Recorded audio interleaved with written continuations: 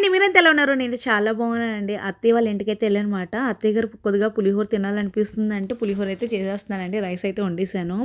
ఇక్కడ ఏంటంటే అత్తయ్య గారు గ్రిల్స్ ఉన్నాయి కదా! అది పట్టుకొని నిల్చోవడం, కొద్దిగా అటు ఇటు కాళ్ళు ఊపడం అవి చేస్తున్నారు. సపోర్ట్ ఉంటే నడవగలుగుతున్నారు. సపోర్ట్ లేకపోతే నడవడానికి ఇబ్బంది పడుతున్నారనమాట.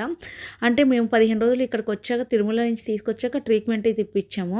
ఇప్పుడైతే ఈ రోజుతో డాక్టర్‌ది అయిపోతుందనమాట.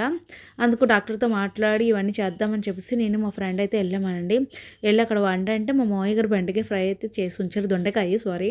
చూసారా మా మావయ్య దొండకాయ ఫ్రై చేసి ఉంచారు. తర్వాత చారు అనమాట. నేను రైస్ వండేసి పులిహోర అయితే చేసేసాను అత్తయ్యకి. ఫుల్ వర్షం అండి. ఉదయం నుంచి గ్యాప్ ఇవ్వట్లేదు. వర్షం పడుతూనే ఉందనమాట. అసలు గ్యాప్ ఇవ్వట్లేదు. నెక్స్ట్ కొద్దిగా అత్తయ్య గారికి అయితే పర్వాలేదు ముందు మీద. నెక్స్ట్ ఒకరైతే నాకు చాలా వరకు ప్రతి వీడియోకి కామెంట్ పెడుతున్నారండి. చాలా చాలా థ్యాంక్స్ అండి. ఎందుకో తెలీదు. ఏంటి అంటే ఎంకరేజ్ చేస్తున్నారనమాట.